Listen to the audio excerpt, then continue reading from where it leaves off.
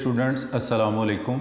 Second year biology के lecture में dear students आपको वेलकम करते हैं। डियर स्टूडेंट्स, प्रीवियस लेक्चर में हमने जो टॉपिक डिस्कस किया था वो था व्हाट इज़ जीन का टॉपिक, और उसमें हमने स्पेसिफ़िकली जो एक्सपेरिमेंट स्टडी किया था वो था बीडल एंड टेटम का एक्सपेरिमेंट, जिससे बीडल एंड टेटम ने प्रूव किया था one gene one enzyme, one gene one protein या one gene one polypeptide hypothesis को। तो उससे नेक्स्ट टॉपिक डियर स्टूडेंट आज हम डिस्कस करने जा रहे हैं, जिसका टाइटल है how DNA encodes protein structure. तो डियर स्टूडेंट, सबसे पहले हम यहाँ पर इस टॉपिक को पढ़ने के लिए जीन को डिफाइन करेंगे। Gene is a part of DNA.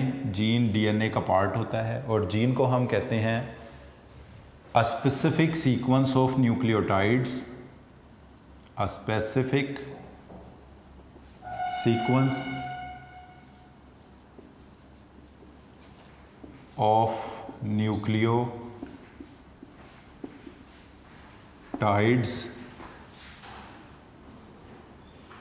in DNA molecule,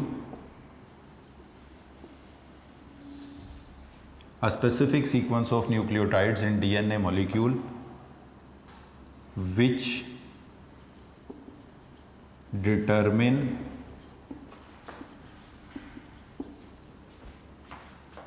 the sequence of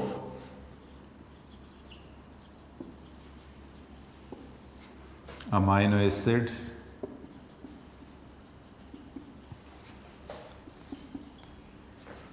in a polypeptide or protein is known as gene। तो डियर स्टूडेंट्स, जीन को डिफ़ाइन हम कैसे करते हैं, इसको हम ये भी कहते हैं बेसिक यूनिट ऑफ इनहेरिटेंस, यानी जो छोटे से छोटा स्ट्रक्चर इनहेरिटेंस का रिस्पॉन्सिबल है वो जीन है। प्रॉपर इसको जब हम बायोलॉजिकल टर्म्स में डिफ़ाइन करते हैं बायोकेमिकली, तो इसको हम कहेंगे a specific sequence of nucleotides in DNA molecule which determine the sequence of amino acids in polypeptide और protein is known as gene. इसका मतलब ये है कि डीएनए की पॉलीन्यूक्लियोटाइड चेन में जो न्यूक्लियोटाइड की तरतीब है, स्पेसिफिक सीक्वेंस है, वो स्पेसिफिक सीक्वेंस डिटरमिन करती है कि प्रोटीन में अमाइनो एसिड की तरतीब क्या होगी। इसका मतलब ये हुआ कि जो हमने टाइटल आज के टॉपिक का लिखा हुआ है डीएनए एनकोड्स प्रोटीन स्ट्रक्चर, यानी बेसिकली जो प्रोटीन का स्ट्रक्चर होगा, जो भी प्रोटीन का स्ट्रक्चर में यही बात आती है कि प्रोटीन के अंदर अमाइनो एसिड की तरतीब क्या है।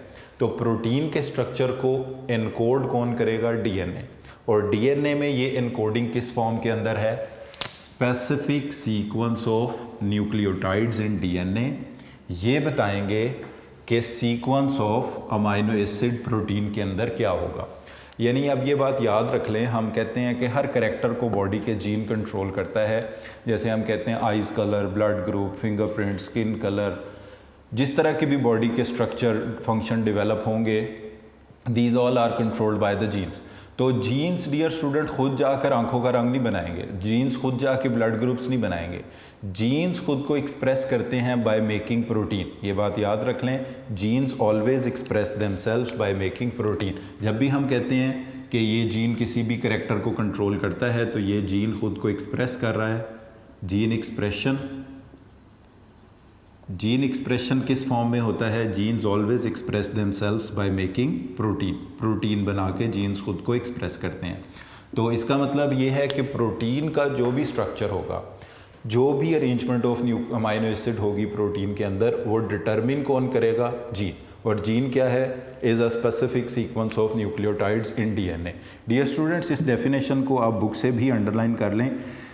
पेज नंबर 139 की लास्ट 2 लाइन्स में देखें, the sequence of nucleotides, obviously nucleotide की सीक्वेंस किस में होती है? डीएनए में।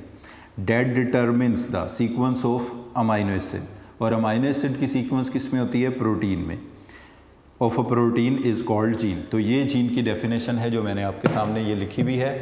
तो specific sequence of nucleotides in DNA molecule which determine the sequence of amino acid in a protein और polypeptide chain is known as gene. और दूसरी इसकी बेसिक सी डेफिनेशन है, वो भी आप कर सकते हैं। Gene is defined as basic unit of biological inheritance, basic unit of biological inheritance को हम कहते हैं जीन। इसका मतलब ये है कि वो छोटे से छोटा स्ट्रक्चर जो किसी इन्फॉर्मेशन को पेरेंट से ऑफस्प्रिंग में पास करता है वो जीन है।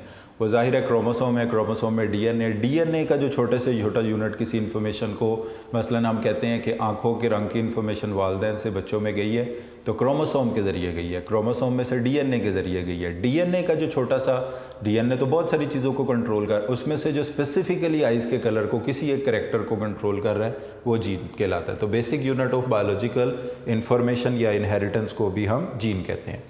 अब डियर स्टूडेंट्स हम आते हैं कि इसको हम एग्जाम्पल्स से कैसे अंडरस्टैंड करेंगे, समझेंगे। तो इसमें पहली एग्जाम्पल जो दी गई है वो दी गई है इंसुलिन के हवाले से।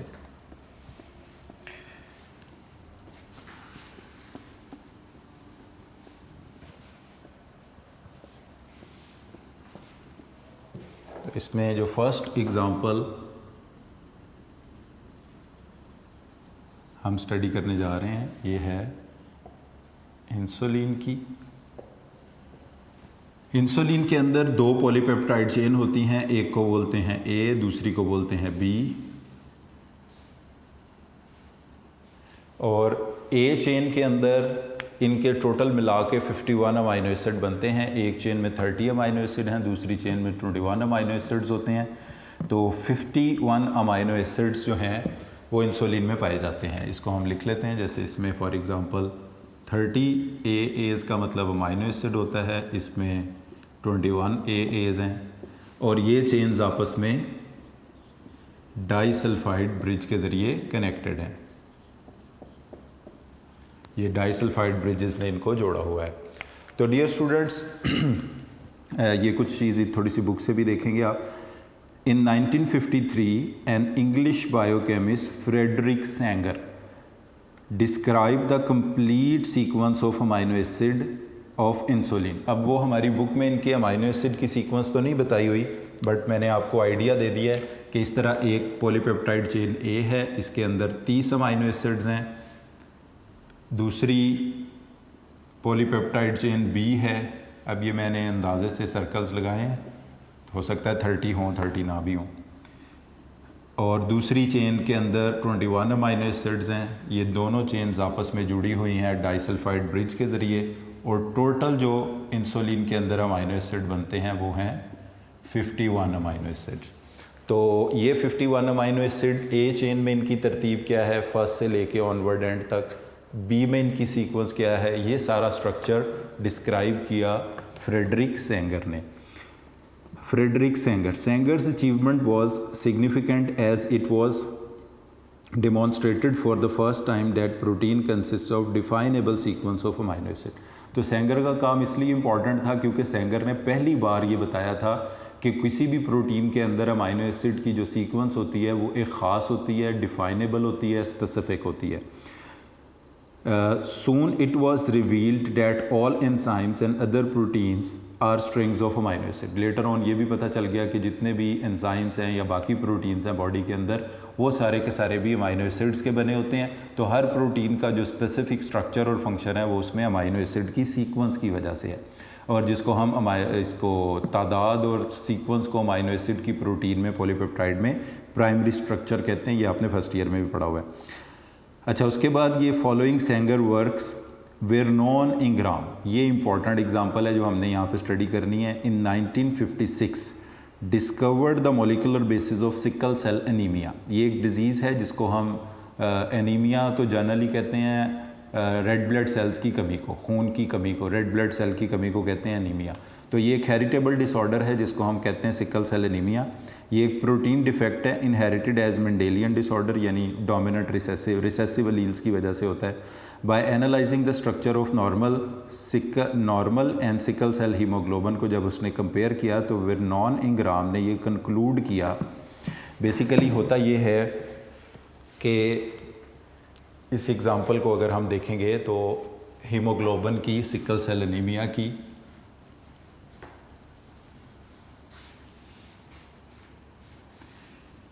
डीएनए के अंदर अगर अमाइनो एसिड्स की तरतीब जो है, ये मैं डीएनए की बात कर रहा हूँ यहाँ पे, डीएनए के अंदर अमाइनो एसिड की तरतीब है CTT,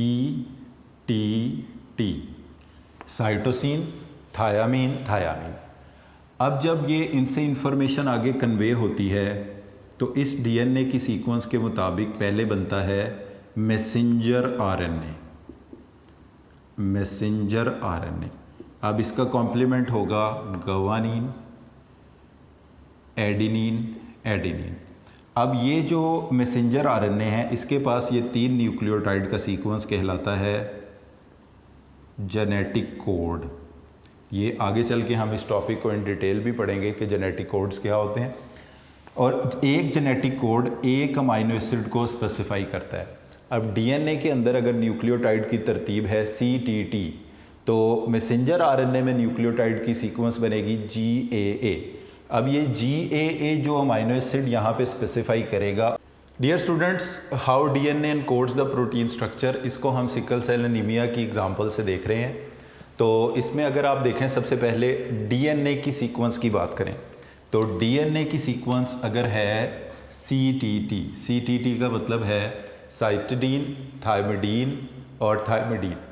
अब जब इससे ये इंफॉर्मेशन कन्वे होगी मैसेंजर आरएनए में, डीएनए से ये इंफॉर्मेशन कन्वे होगी मैसेंजर आरएनए में फॉर नॉर्मल हीमोग्लोबिन, तो साइटोसिन का कॉम्प्लीमेंट है गवानीन, थायामीन का कॉम्प्लीमेंट है एडिनिन, फिर थायामीन का कॉम्प्लीमेंट है एडिनिन। ये जो ट्रिपलेट ऑफ न्यूक्लियोटाइड बनेगा ये होगा GAA। ये GAA को हम बोलेंगे जेनेटिक कोड। अब ये जेनेटिक कोड स्पेसिफाई करेगा अमाइनो एसिड। ये हम आगे चल के पढ़ेंगे भी इन डिटेल के जेनेटिक कोड्स क्या होते हैं। यहाँ पर आप इतना याद रख लें कि हर जेनेटिक कोड एक स्पेसिफिक अमाइनो एसिड को पॉलीपेप्टाइड चेन में लगाता है। अब अगर जेनेटिक कोड GAA है तो ये जिस अमाइनो एसिड को स्पेसिफाई करता है इसका नाम है ग्लूटामिक एसिड। और ये ग्लूटामिक एसिड किस में लगा होगा? पॉलीपेप्टाइड चेन में, प्रोटीन में ये अमाइनो एसिड है। और हीमोग्लोबिन में 2 चेन्स होती हैं, 2 अल्फ़ा, 4 चेन्स होती हैं, 2 अल्फ़ा चेन, 2 बीटा चेन। तो ये बीटा चेन की 6th पोजीशन पे ग्लूटामिक एसिड लगेगा। अब अगर इसमें म्यूटेशन हो जाए, डीएनए में डिफेक्ट पैदा हो जाए, जीन्स में डिफेक्ट पैदा हो जाए, तो ये दरमियान वाला थायामीन रिप्लेस हो जाए किसके साथ? एडेनिन। यानी CTT की बजाय डीएनए बन जाए CAT। अब इसके कॉम्प्लीमेंट क्या होंगे? गवानीन, एडेनिन का कॉम्प्लीमेंट यूरासिल क्योंकि ये RNA है, और थायामीन का कॉम्प्लीमेंट एडेनिन। अब GAA जेनेटिक कोड जिस अमाइनो एसिड को स्पेसिफाई करता है उसका नाम है ग्लूटामिक एसिड, जबकि GUA जिस अमाइनो एसिड को स्पेसिफाई करेगा उसका नाम है वेलिन। और ये भी किधर होगा? 6th पोजीशन पे। किसकी? बीटा चेन की। मगर अब ये बीटा चेन कौन सी होगी? नॉर्मल नहीं होगी, ये होगी सिकल सेल HB हीमोग्लोबिन। ये सिकल सेल हीमोग्लोबिन कहलाएगी। अब फ़र्क क्या होगा? अगर नॉर्मल हीमोग्लोबिन होती है तो इस तरह के RBCs होते हैं biconcave disc like. Red blood cell की शेप कैसी होती है? बाई कनकेव डिस्क लाइक ये होते हैं। और अगर यानी नॉर्मल कब होंगे? जब डीएनए में CTT हो, RNA में GAA हो, अमाइनो एसिड 6ठी पोजीशन पे ग्लूटामिक एसिड हो। अगर थायामीन, एक सिर्फ थायामीन रिप्लेस हो जाए एडेनिन से, तो CTT की बजाय ये CAT हो जाए, GUA वेलिन लगाएगा 6ठी पोजीशन पे। अब ये हीमोग्लोबिन जो बनेगी ये कहलाएगी सिकल सेल हीमोग्लोबिन। अब ये RBCs कैसी शेप के होंगे? ये सिकल शेप के होंगे, सिकल। तो ये कहलाएंगे, ये RBCs कौन किससे अफेक्टेड हैं?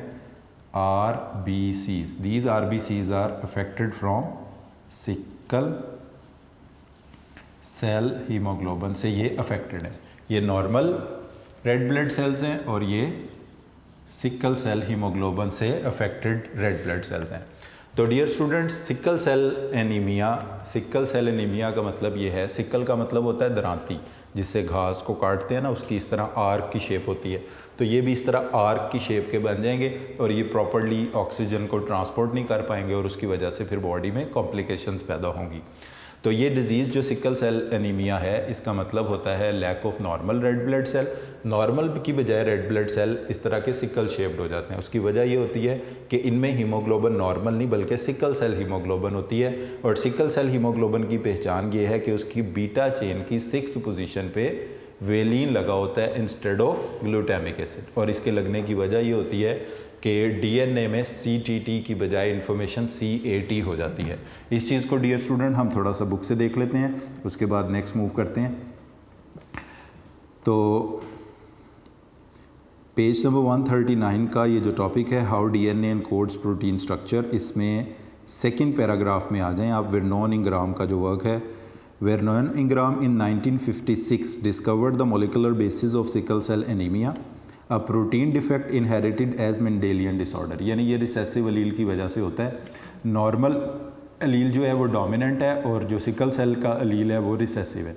अगर किसी पर्सन में दोनों रिसेसिव अलील इकट्ठे हो जाएं तो उसको फिर सिकल सेल एनीमिया हो जाएगा।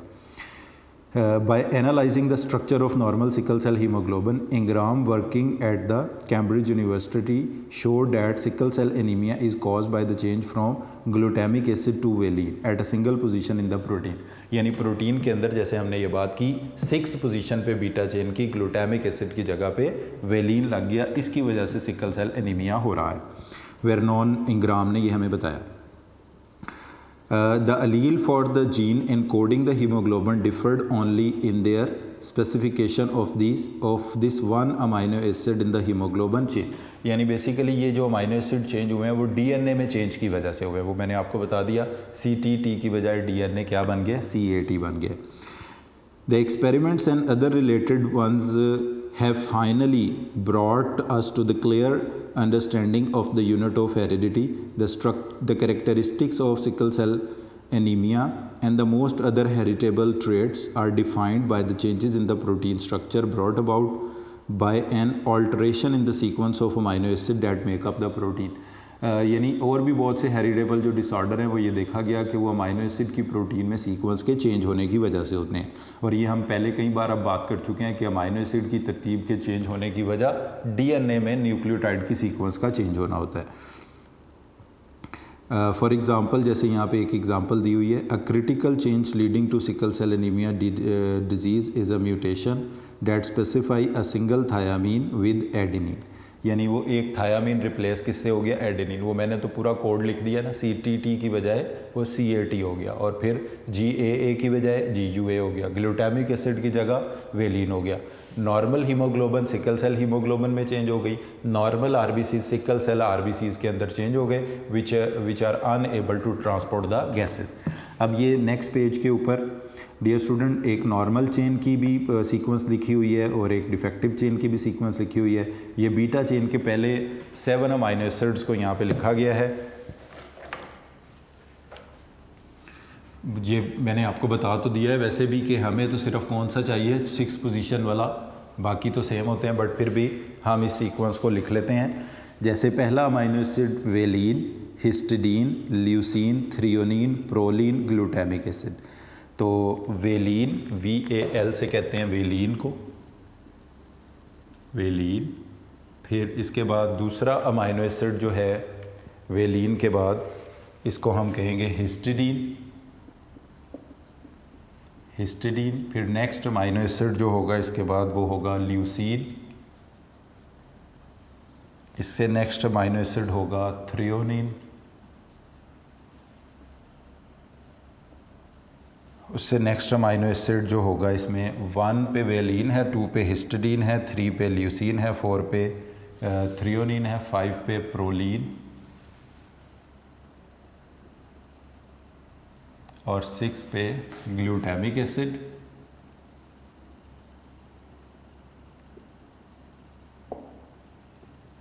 और 7 पे भी GA भी कहते हैं इसको, ग्लूटामिक एसिड। ये मैं नंबर भी लिख देता हूँ। वेलिन नंबर 1 है, हिस्टिडीन नंबर 2 है, ल्यूसीन 3 है, थ्रियोनिन 4 पे है, प्रोलिन 5 पे है, 6 पे ग्लूटामिक एसिड है, 7 पे भी ग्लूटामिक एसिड है। ये नॉर्मल है। और अगर ये सिकल सेल वाली होगी, सिकल सेल हीमोग्लोबिन, तो पहले नंबर पर वेलिन ही होगा, दूसरे नंबर पर हिस्टिडीन ही होगा, तीसरे नंबर पर ल्यूसीन ही होगा, चौथे पे थ्रियोनिन होगा, पाँचवें पे प्रोलीन होगा और ग्लूटामिक एसिड की बजाय 6 पोजीशन पे आ जाएगा वेलिन और 7th पे उसी तरह ग्लूटामिक एसिड। तो ये जो छठी पोजीशन पे चेंज आया है, ग्लूटामिक एसिड रिप्लेस हो गया वेलिन के साथ, इसकी हम यहाँ पे बात कर रहे हैं। इसके बाद डियर स्टूडेंट्स नेक्स्ट हम देखते हैं cells use RNA to make protein. Cells जो हैं वो आरएनए को यूज़ करते हैं टू मेक प्रोटीन, वो हमने बात कर तो ली है मगर इसको हम फिर यहाँ पर एक दफ़ा और जैसे बुक में बताया है इसको देख लेते हैं। तो अब हमारा जो टॉपिक है, टाइटल है बुक के मुताबिक cells use RNA to make protein.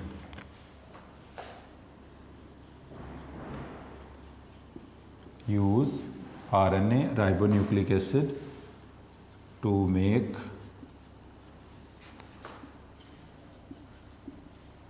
protein।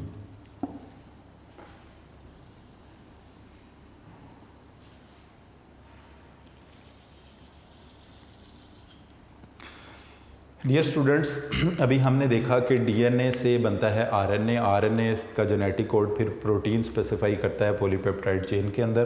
तो बिल्कुल डियर स्टूडेंट्स ये इस बात को हम एक और टाइटल भी देते हैं, इस चीज़ को आप ये भी कह सकते हैं जेनेटिक एक्सप्रेशन। जेनेटिक एक्सप्रेशन, और जेनेटिक एक्सप्रेशन को ही कहा जाता है सेंट्रल डॉगमा। जेनेटिक एक्सप्रेशन कह दें, सेंट्रल डॉगमा कह दें, एक ही बात है। अच्छा, अब इसमें ये होता है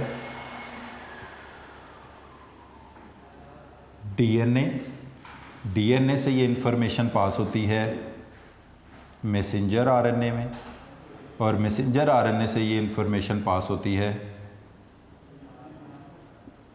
प्रोटीन में, जिसको हम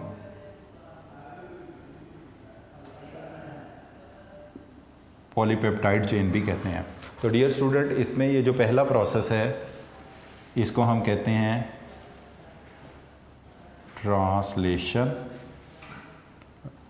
पहले प्रोसेस को डीएनए से इंफॉर्मेशन के आरएनए में पास होने को कहते हैं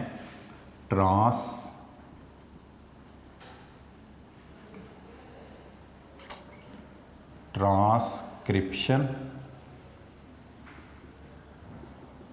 और दूसरे इस प्रोसेस को कहते हैं आरएनए से प्रोटीन बनने को ट्रांसलेशन। तो the flow of information from DNA to RNA is known as transcription and from RNA to protein is known as translation. तो डीएनए से इंफॉर्मेशन के आरएनए में पास होने को हम कहते हैं ट्रांसक्रिप्शन, और आरएनए से इंफॉर्मेशन के प्रोटीन में पास होने को हम कहते हैं ट्रांसलेशन। इसको नंबर 1 कहेंगे, इसको नंबर 2 कहेंगे। ये दोनों स्टेप्स मिलकर कहलाते हैं जेनेटिक एक्सप्रेशन या सेंट्रल डॉगमा, इसको हम कहते हैं। अब डीएनए से मैसेंजर आरएनए बनाने के लिए जो एंजाइम चाहिए होता है इसका नाम है आरएनए पॉलीमरेज, और आरएनए से प्रोटीन बनने का प्रोसेस जो है ये होता है राइबोसोम पर। वैसे भी राइबोसोम को कहते हैं फैक्ट्री ऑफ प्रोटीन। तो डियर स्टूडेंट ये जो टॉपिक यहाँ पे लिखा हुआ है ऑलमोस्ट इसकी चीज़ें हमने प्रीवियस में भी पढ़ ली हैं। Cells use RNA to make protein, तो इसमें ये डायग्राम में रिप्रेजेंट किया हुआ है, आप देख सकते हैं इसमें कि डीएनए का डुप्लेक्स ट्रांसक्रिप्शन के ज़रिए बनाता है मैसेंजर आरएनए। यानी डीएनए से क्या बनता है मैसेंजर आरएनए, ये प्रोसेस कहलाता है ट्रांसक्रिप्शन, और इसको जो एंजाइम कंट्रोल करता है इसको कहते हैं RNA polymerase.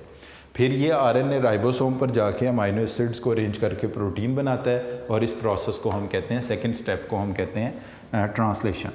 Translation takes place on ribosome, और ओवरऑल ये प्रोसेस जो है ना gene expression, the central dogma of gene expression इसको हम बोलते हैं। तो इसको डियर स्टूडेंट्स ये यहाँ पे इसमें से एक शॉर्ट क्वेश्चन है जो बहुत ज़्यादा पूछा जाता है, वो ये है कि differentiate between transcription and translation. तो हम इसको ये कहेंगे कि synthesis of RNA from DNA is known as transcription and synthesis of polypeptide और protein from messenger RNA on ribosomes is known as translation. All organisms, book से ज़रा देख लें, all organisms use the same basic mechanism of reading and expressing the genes. Reading of the gene and expressing of gene. Transcription reading of the gene है, यानी gene से information RNA में चली गई। आरएनए से जब राइबोसोम पे protein बनी तो ये एक्सप्रेसिंग हो गई, एक्सप्रेसिंग ऑफ जीन, यानी genes always express themselves by making protein, which is often referred as central dogma. The genetic information resides in DNA, which is also the main fountain head. ये अक्सर MCQ पूछा जाता है कि main fountain head cell का कौन होता है, तो main fountainhead of cell, main fountainhead of cell, यानी जो तमाम एक्टिविटीज़ का बुनियादी तौर पे जो जहाँ से शुरू होती हैं वो डीएनए। सेल की तमाम एक्टिविटीज़ को डीएनए ने कंट्रोल किया हुआ है। डीएनए क्रोमोसोम, क्रोमोसोम न्यूक्लियस में है। The genetic information resides on DNA, main fountainhead हो गया। The genetic information flows down to RNA which is then converted to protein. The first step of central dogma is the transfer of information from DNA to RNA which occurs when mRNA, mRNA का मतलब यहाँ पर होता है messenger RNA, which is taking message from the DNA to the ribosome for synthesis of polypeptide chain और protein. तो mRNA का मतलब होता है messenger RNA. Copy of gene is produce, इस प्रोसेस को the process is called transcription. तो ये डेफिनेशन होगी ट्रांसक्रिप्शन की। उसके बाद transcription is initiated by enzyme, और उसका नाम मैंने आपको बता दिया, जो एंजाइम ये काम करवाता है उसको कहते हैं आरएनए पॉलीमरेज एंजाइम, अंडरलाइन कर लें। Binds to a particular binding site called promoter located on the upstream of the DNA. ये इसका मतलब ये होता है कि डीएनए पर जिस जगह पर ट्रांसक्रिप्शन स्टार्ट होती है वो ऐसा नहीं है कि कहीं से भी डीएनए से आरएनए, एक ख़ास जगह से आरएनए बनता है, उस स्पेसिफिक साइट को डीएनए पर बोलते हैं प्रमोटर साइट। और इस प्रमोटर साइट को रिकॉग्नाइज कौन करता है? RNA polymerase. तो बेसिकली डीएनए पे जहाँ से डीएनए का वो पार्ट जहाँ से ट्रांसक्रिप्शन होके मैसेंजर आरएनए बनेगा, वो ऐसा नहीं है कि डीएनए में कहीं से भी मैसेंजर आरएनए बन सकता है। वो एक स्पेसिफिक साइट से डीएनए की आरएनए बनने का प्रोसेस शुरू होता है, उसको प्रमोटर साइट कहते हैं, और इसको जो एंजाइम रिकॉग्नाइज करता है उसको कहते हैं आरएनए पॉलीमरेज। तो आरएनए पॉलीमरेज प्रमोटर साइट को रिकॉग्नाइज करता है ताकि डीएनए से मैसेंजर आरएनए बन जाए और ट्रांसक्रिप्शन का प्रोसेस इनिशिएट हो जाए, शुरू हो जाए। उसके बाद क्या होता है जी कि promoter site is located on the upstream of, यानी स्ट्रैंड्स ऑफ द जीन्स पर लोकेटेड होते हैं। The enzyme then move along the strand into the gene, messenger RNA synthesize a stop signal, मतलब वो ये हम सारी चीज़ पढ़ लेंगे ट्रांसक्रिप्शन में कि किस तरह से ये मैसेंजर आरएनए बनने का प्रोसेस 3 मरहले होते हैं। पहले ये इनिशिएट होता है, फिर ये एलोंगेट होता है, बनता रहता है, फिर ये ख़त्म होता है, टर्मिनेट होता है। उसके बाद ये मैसेंजर आरएनए राइबोसोम के पास जाता है।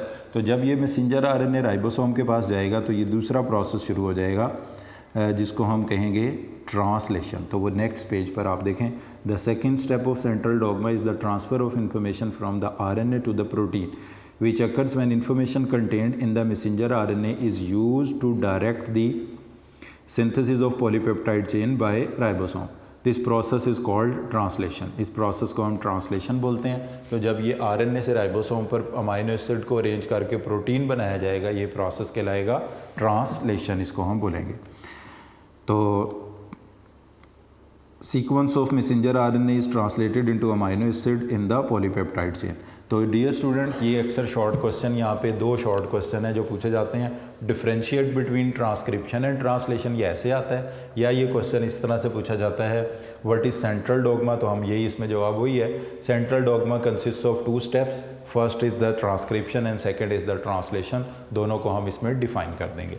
तो डियर स्टूडेंट्स, आज के लेक्चर में हमने 2 टॉपिक्स को डिस्कस किया है। How DNA encodes the protein structure, जिसमें हमने इंसुलिन और हीमोग्लोबिन की एग्जांपल स्टडी की। उसके बाद हमने देखा कि ये जेनेटिक एक्सप्रेशन या सेंट्रल डॉगमा कैसे होता है, जिसमें सेल्स आरएनए को यूज़ करके प्रोटीन बनाते हैं। इसका पहला मरला ट्रांसक्रिप्शन और दूसरा मरला ट्रांसलेशन है। तो आज के लेक्चर को डियर स्टूडेंट इधर ही हम वाइंड अप करते हैं। Thank you very much for today.